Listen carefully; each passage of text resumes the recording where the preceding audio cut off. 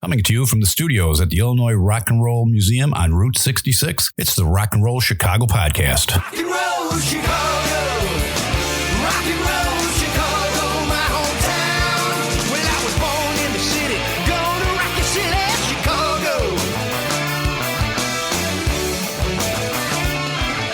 Chicago rock and rollers are the best here around. Hey everybody, it's Ray the Roadie. Tonight, we're bringing you a special episode of the Rock and Roll Chicago podcast. And along with that episode, we're bringing you a special co-host. Everybody say hi to Paul Martin. Hi, everybody. Hi, how are you? How are you? Good to see you, Paul. It's nice to be back, Ray.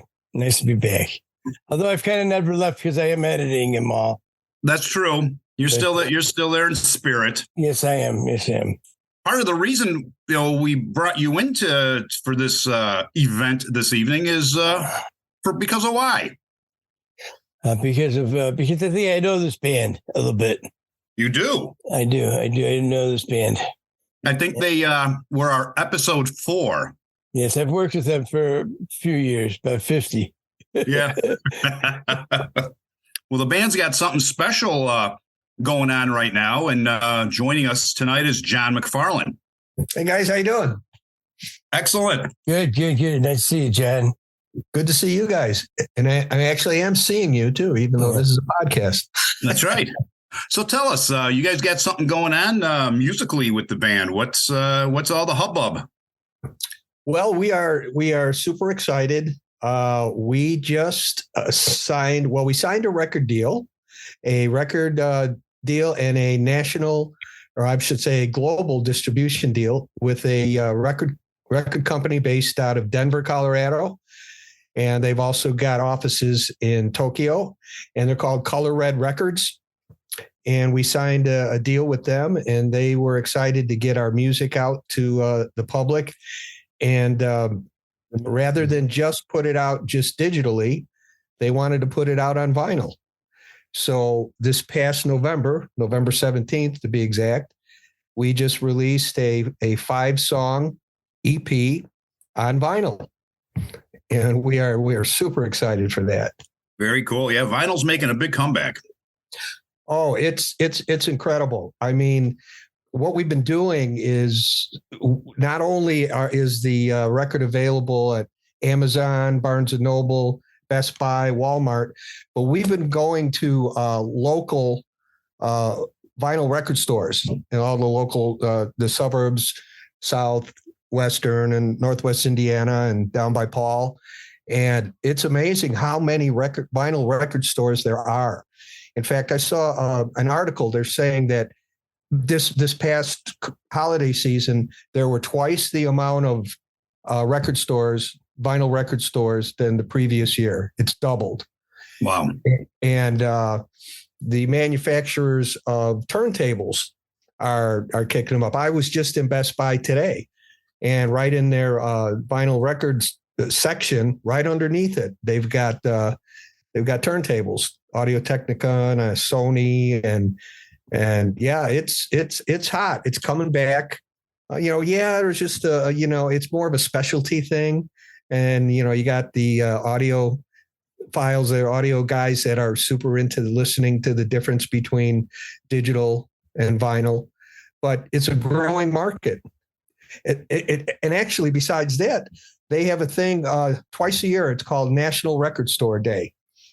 And it's on Black Friday in November after Thanksgiving, and then again in June, where they have special deals and special prices in these record stores, and record companies actually send special editions of the existing vinyl that's already out there. They'll send colored, like a color, red or purple or pink or whatever, or previously unreleased things. So yeah, it's pretty cool how it's exploding, and we've got our record in 34 record stores in the suburbs around in Northwest Indiana, Chicago suburbs. And it's selling? And it's selling. We have a goal. We have a goal that we're trying to hit. The record company, they're distributing it. They have a distribution company that gets it out. That's how it actually got in at Amazon, Barnes & Noble, and Best Buy.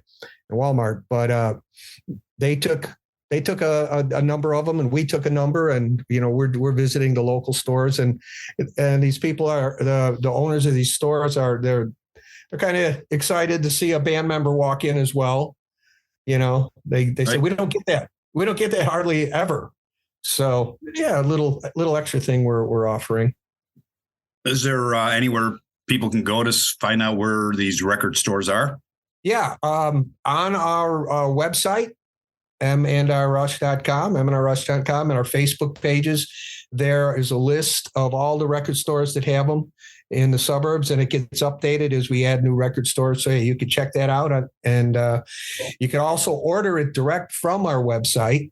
If you don't feel like going out there and physically going to a brick and mortar, you can order it from our website. You can order it from Color Red Records website, and you can order from Amazon.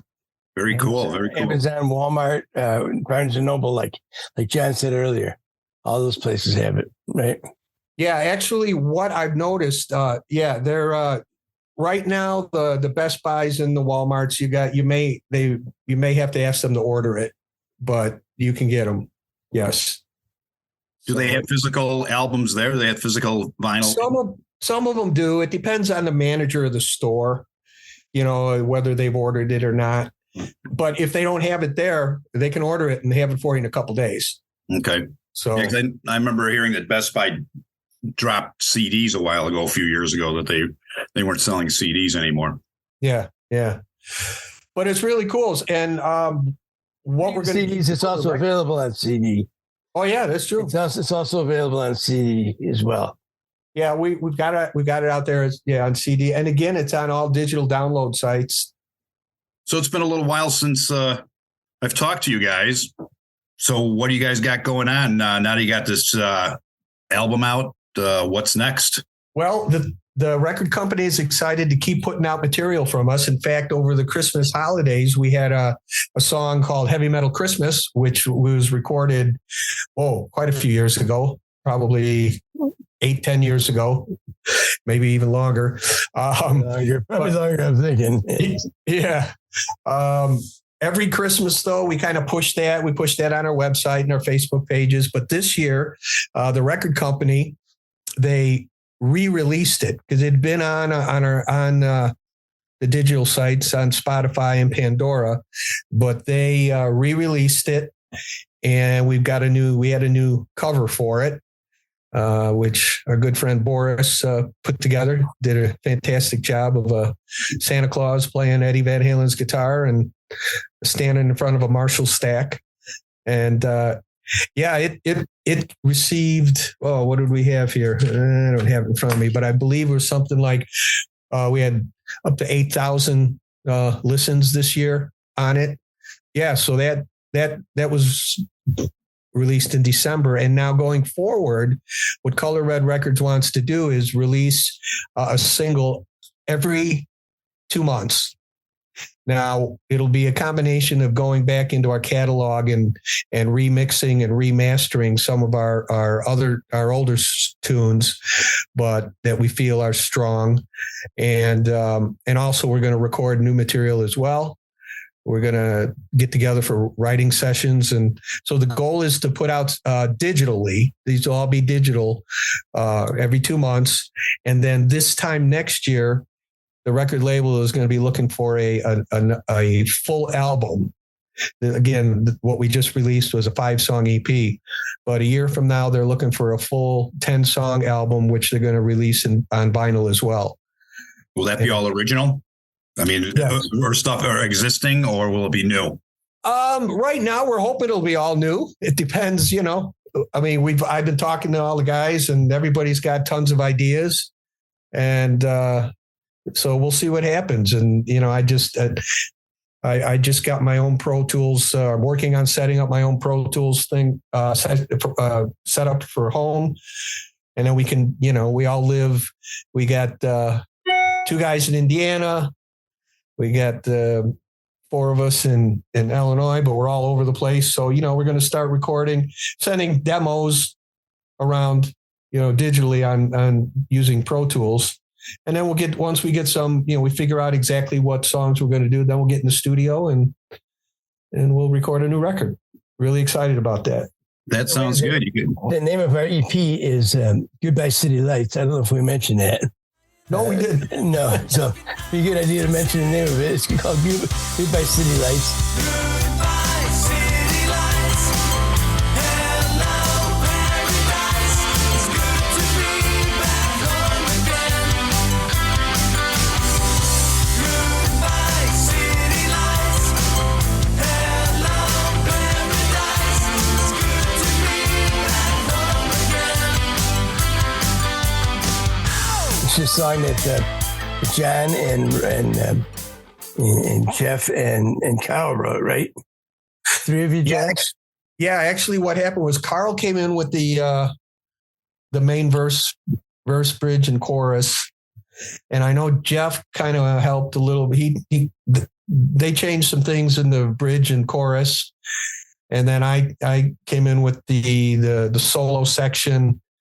Yeah, but it was a work where the three of us kind of put our heads together, but Carl brought the original idea, and it turned out really well. We were really proud of it.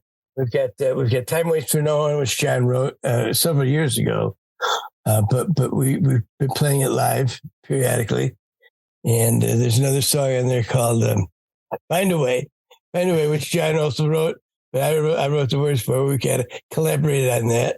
And but it's a great little record, great little EP.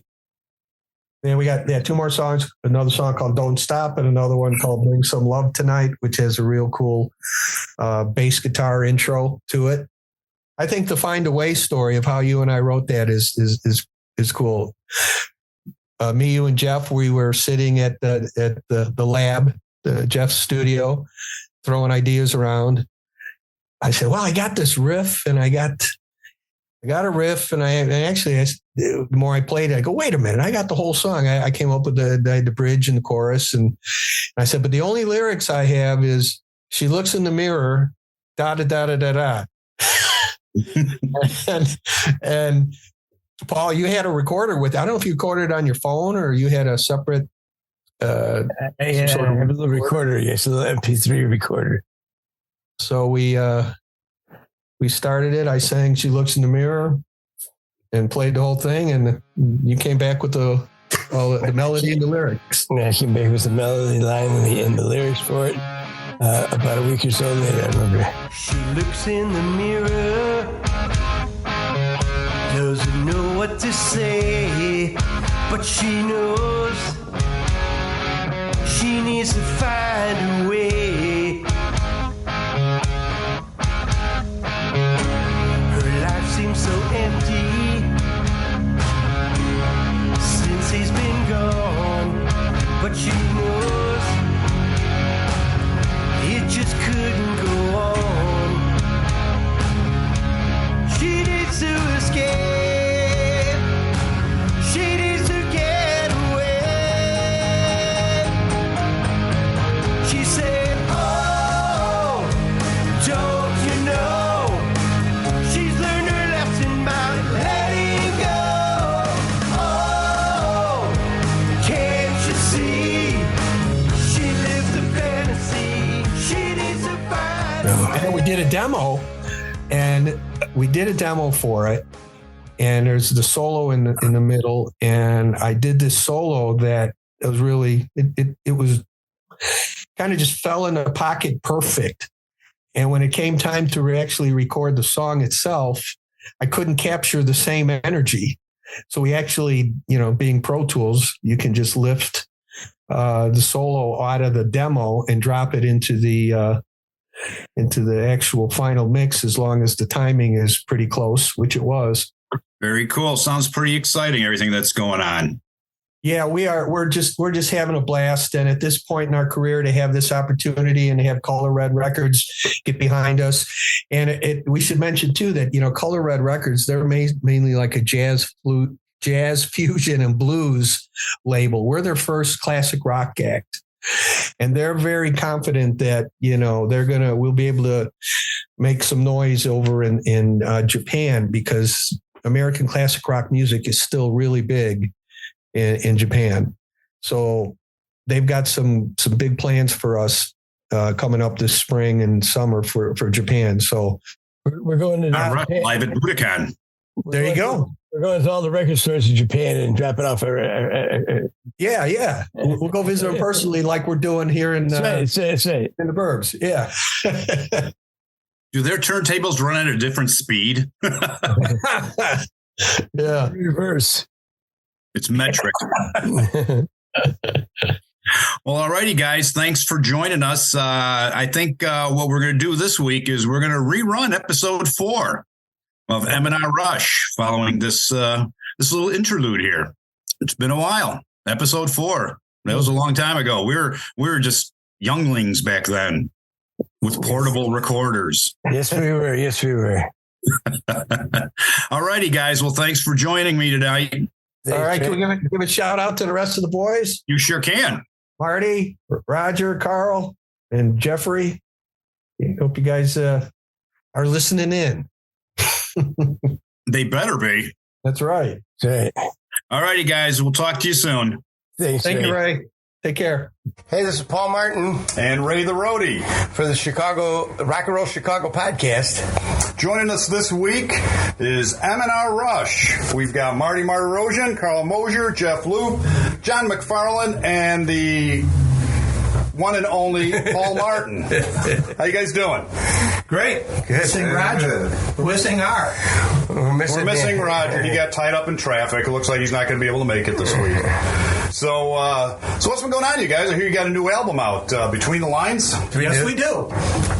It was released, July of last year. July of 2018, yes. Yep. 11-song CD with, we got 10 originals on there and one cover tune by Head East.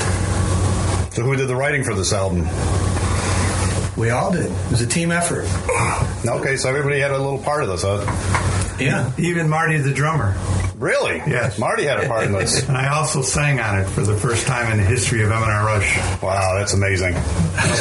He says that in every interview, by the way. That's probably what made the album.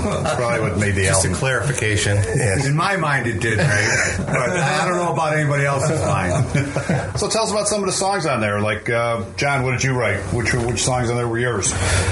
Well, let's see here. The opening track, Between the Lines, it's a song I actually wrote for my grandson, talking about living life to the fullest every day and going after your dreams and trying to be the hero, find the hero inside of you. Then there was a tune myself and Paul worked on called Find a Way. A little something that I came up with some music and Paulie put the words together. Collaboration, and Jeffrey and I. What was our song? I can't. I'm glad. I don't know. Time of Your Life. Time of Your Life. Yeah. Okay. I think I was ready for that one. Usually I wouldn't have that answer.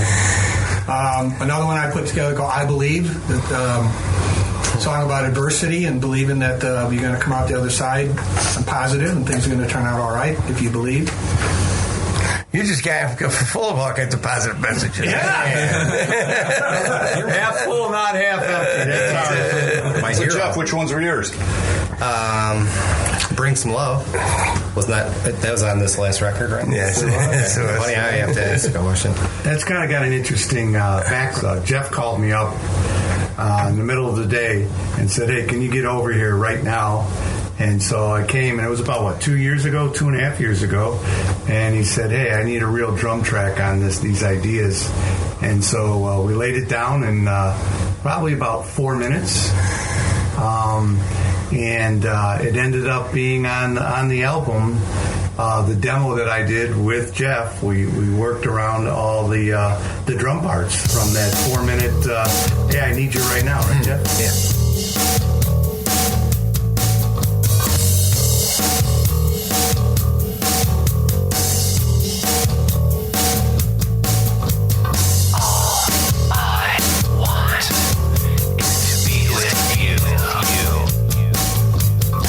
Some say I'm crazy, they say I'm crazy for love.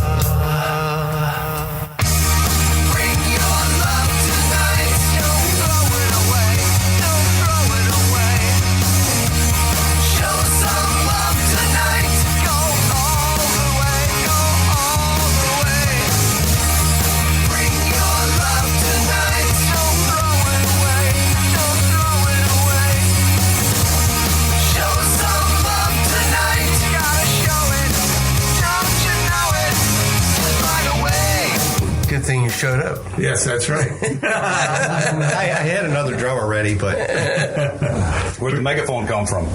I was inspired by like 9 Inch Nails and stuff like that, all the heaviest, I was into the really heavy stuff, I guess you could say. And so, no, it wasn't my idea. I stole it from somebody else, but it works in Bring Some Love, because actually I did that because I was actually Bring Some Love has got two feelings to it. I actually was mad about that song. You wouldn't think I was mad. I was mad because every time we would play live, I would look to the audience and I would get like stink eye from certain people, and I'd be thinking to myself, how am I supposed to bring some love your way when you're looking at me so mad? And so that's actually was the inspiration for Bring Some Love, was that very thing of being live and seeing somebody that looked like they didn't like life. Maybe they didn't like me.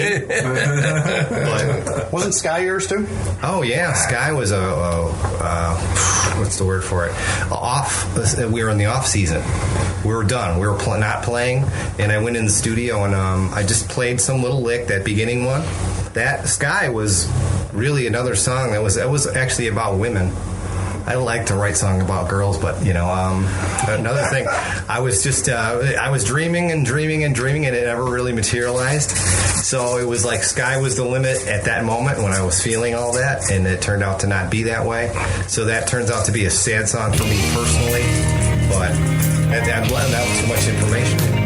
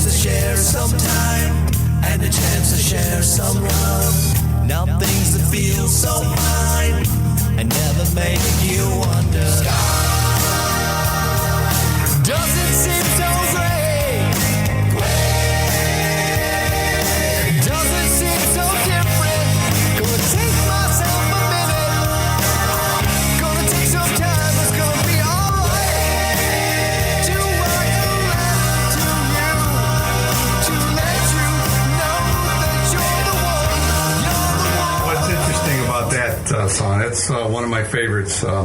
Is I see that soundtrack being in a movie, and the chorus, and seeing someone, this beautiful, like a Colorado scene with someone like flying around, and it's just kind of a neat song. It's one of my favorites, Jeff.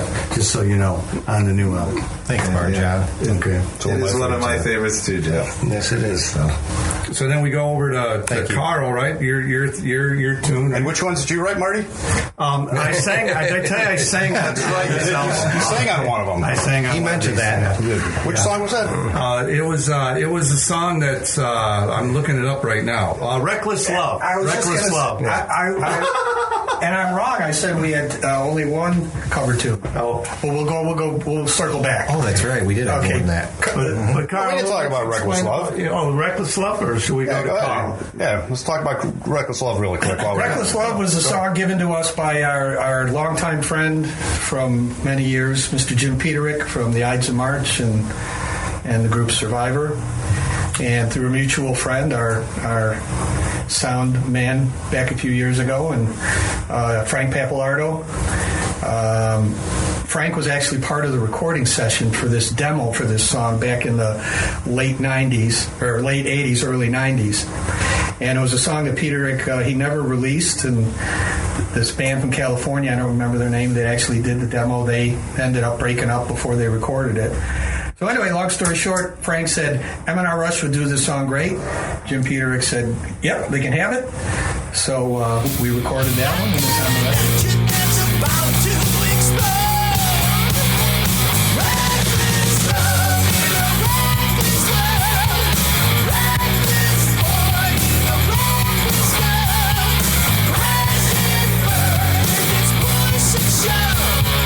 Feels like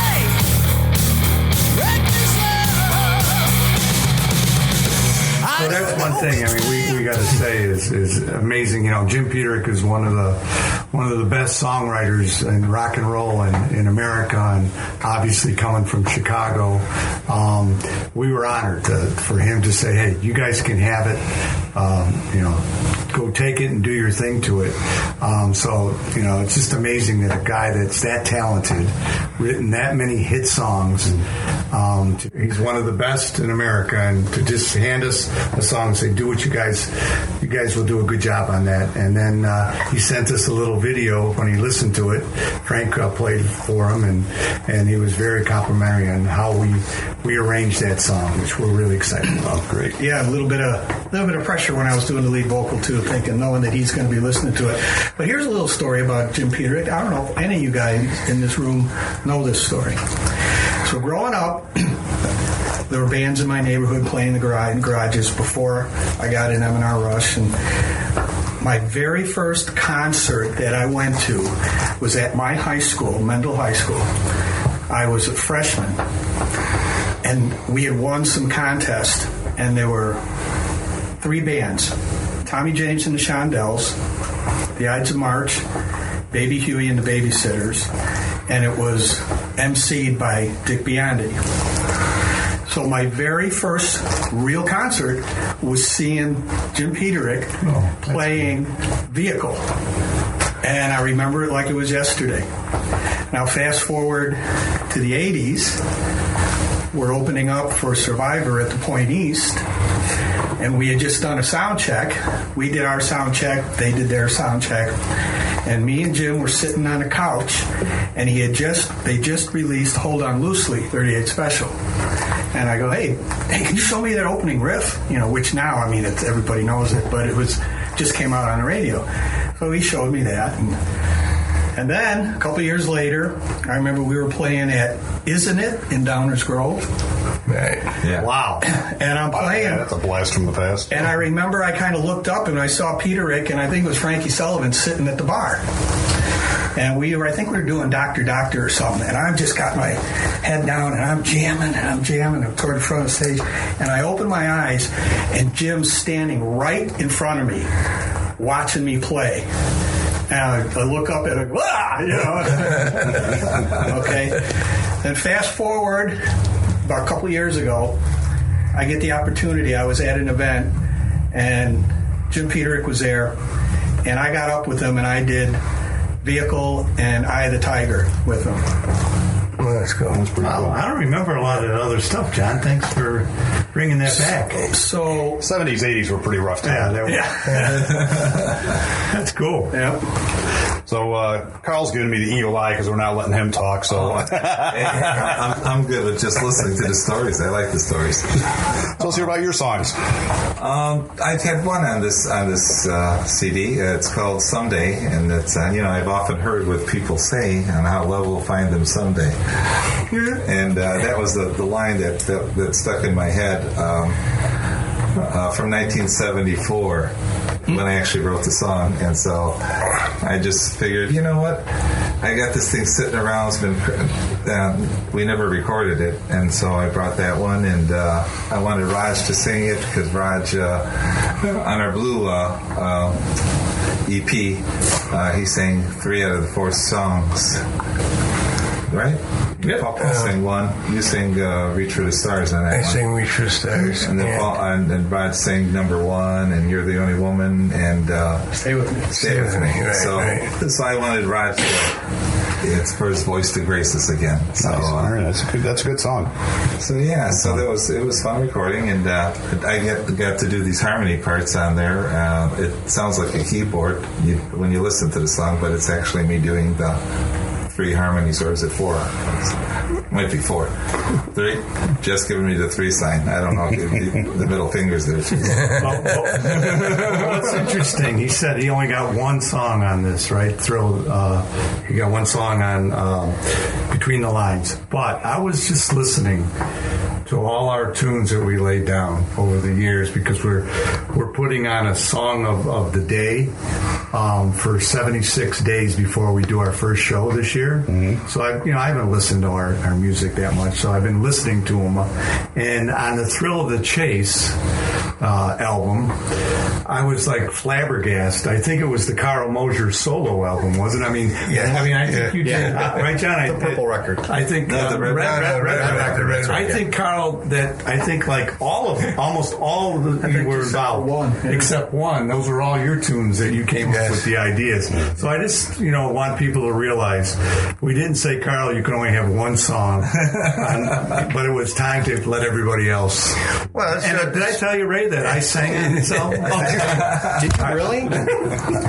Well, that shows the diversity of the band. I mean, that some other people can write and come up with tunes as well. But it's about time. God, the weight of the world is lifted off my shoulders. I don't have to come up with all these songs anymore. So I think that covers everybody that wrote something on the album. Not Paul. Oh, Paul. I forgot you were here. Yeah, I'm being quiet in this one. I had 2 songs on there. A little 3 counting the one that I helped John write. Wrote the lyrics for. But I had The Darkness of Night, which kind of just came to me in a moment's notice. The song just kind of, I was sitting at my dining room table playing my guitar, and before I knew it, I had a page full of lyrics that I'd written down, and I came out of this fog, and I had a song written. So, which is kind of cool when that happens, but it doesn't happen too often.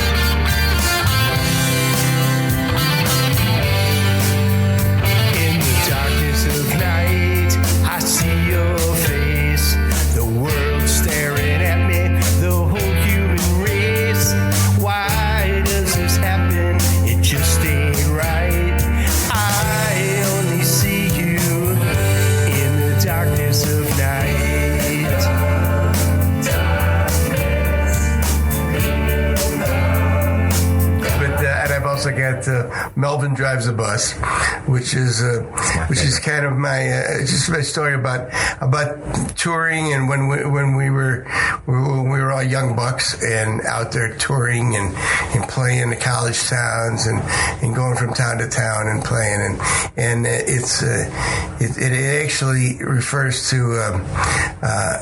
my days when I was mixing, and I still do that occasionally, but running sound for bands. And you could always tell a good drummer when you saw one, because he was in control and he was driving the whole bus. He was driving the whole band, and I always felt Marty's that way. And thank you. Is it all right if I give him a hug right now?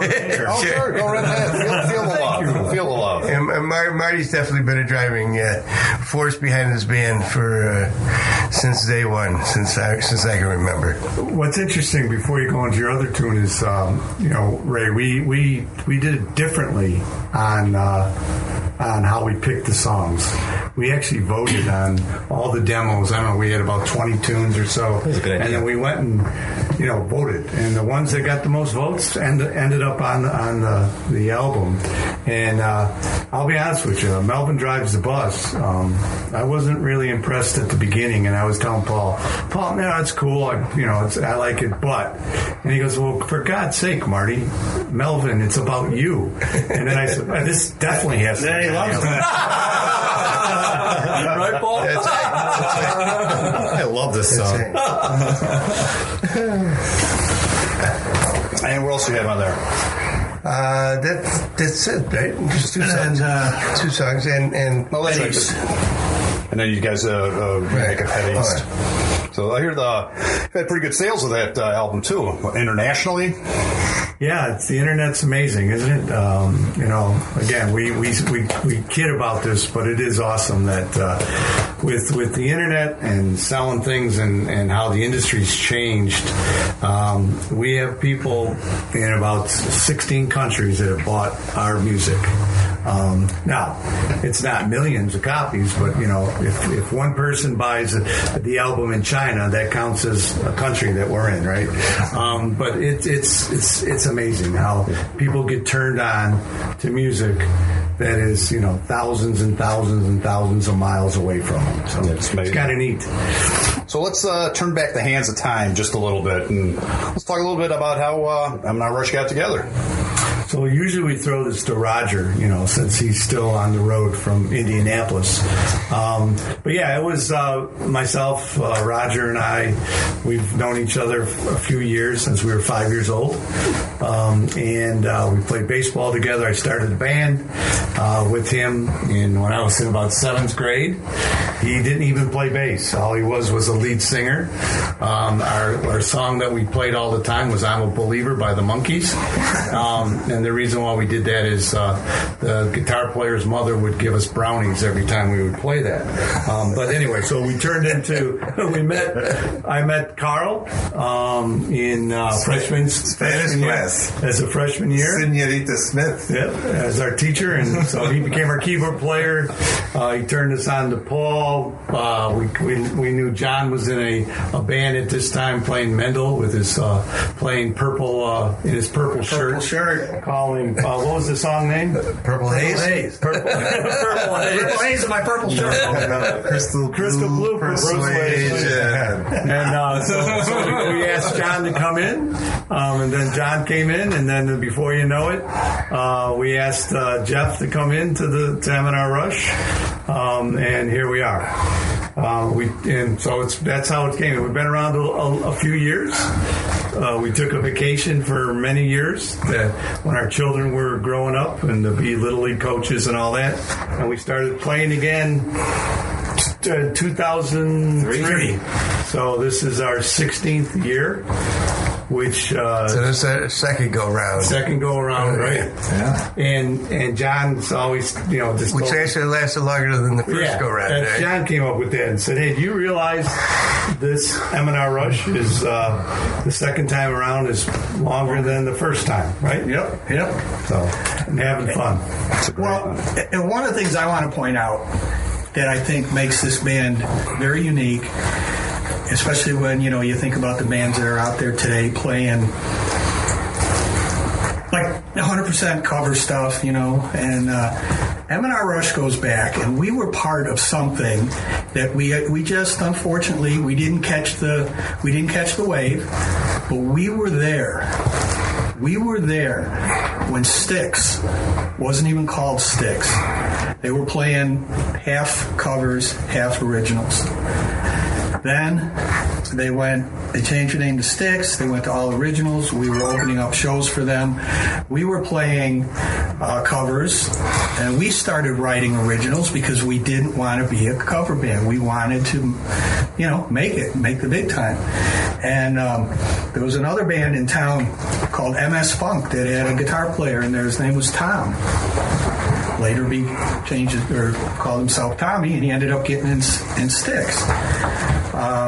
We were playing clubs on a Friday. Saturday, Cheap Trick would be there. Go down the road a little farther, Survivor playing the clubs.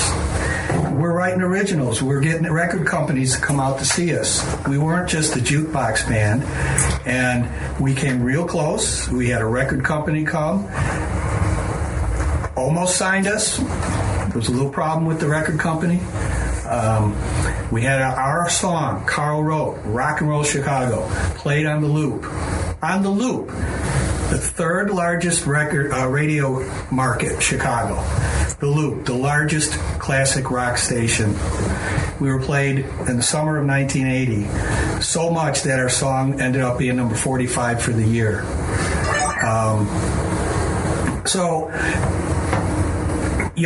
We're not just a cover band. When you come see us, we're going to hear originals. You're going to hear our covers. We know people want to hear them. We like playing them. They were our influences: Queen, Journey, Uriah Heep. They were all our influences. So I just had to throw that in. Yeah. Well, I personally want to thank you guys for letting us use Rock and Roll Chicago as our theme song for the podcast. Well, I wanted to talk to you about that, Ray. I've been checking the P.O. box for our royalties and haven't seen a check yet. But yeah, I know my people will get a hold of your people. All right, there you go. So what do you got planned for this summer season? What's going on? You got some shows coming up? Yes, we do. In fact, we're going to do about 10 shows this year. Our first show is on Bourbon Street in about 24 days. And it's on Saturday, May 18th. May 18th. 8 o'clock. 8 o'clock, so please come on out. And it is a free show, so it's kind of neat. You get there before 8 o'clock. It costs you $0 to come and listen to M&R Rush. We're doing a couple... Did you say it was a free show or a freak show? A free show. Free. Okay, free. We have a couple theaters we're doing, which is really cool. One in Michigan, Acorn. June 15th. June 15th. What's the second one? The second one, John doesn't know this, but the second one is a brand new theater in Crown Point, Indiana. November 5th. Thanks, Carl. That's the November Crown 5th. Theater. Is that a reopening? Reopening that. We played that a long time ago, and they've renovated. I've been there. It's really going to be a beautiful place. We have we have numerous shows, but I'm not going to bore everybody. But another one that's kind of special is Pierogi Fest in Whiting, Indiana. I guess, Carl, do you know that date? Yeah, that is July 29th. Oh, so 27th to 29th. Well, it's last Saturday in July. All right, there you go. Saturday in July. And it's their 30th anniversary, so it's a big special thing. And Channel 9's supposed to be out there and all that. All my Polish cousins are coming. So there if you go. want to meet all my Polish cousins, be there. And then another thing that we do is we're having our 5th annual golf outing, where anybody can sign up at M&RRush.com, and we're doing a show there. Also in Crete, Illinois, at the golf club. And that'll be August 9th. Carl, I'm impressed. And Carl's not reading this off. The golf outing itself is the 23rd. It's the 23rd of August. Yeah. So anybody wants to golf, go to our website and sign up for that's right. You find out all the information there. All right, guys. Well, it's been great having you. I really appreciate you taking the time to talk with us. Where else can we find? Where else can they find us and find out our dates besides? We have the M&RRush.com. Right? You can sign up for the newsletter, so you'll get a newsletter of all our dates coming up, and then of course Facebook. We have a Facebook page. Twitter at M&R Rush Band. And then you come out to our shows. We'll have cards to give you for all our shows coming up. It's my birthday Saturday. Oh. Yes, it is. I figured if you want to send me money. P.O. Box what? All right, then. Thanks a lot, guys. Okay, thank you. Thanks, guys. Thank you.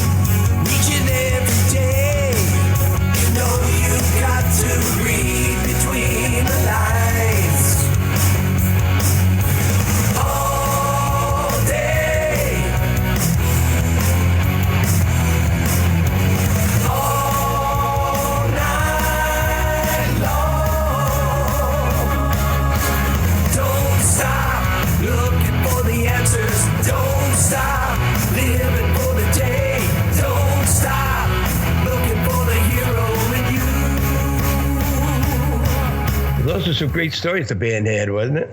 Yeah, it sure was. It's 40 years is a long time to be together. There's a lot of stories there.